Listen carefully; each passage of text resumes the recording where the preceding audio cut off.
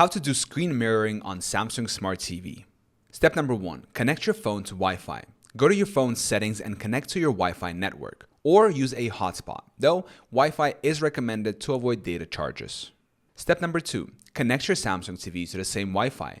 On your Samsung TV, go to Settings, General, Network Settings. Choose Open Network Settings, select Wireless Connection, and ensure it's connected to the same Wi-Fi as your phone. Step number 3. Enable screen mirroring on your phone. Go to Settings on your phone, then find Connection and Sharing. Scroll down to Wireless Display or similar and enable it.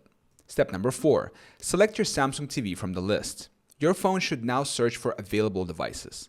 Select your Samsung TV from the list to start the connection. Step number 5. Enjoy screen mirroring. Your phone screen will now appear on your Samsung TV.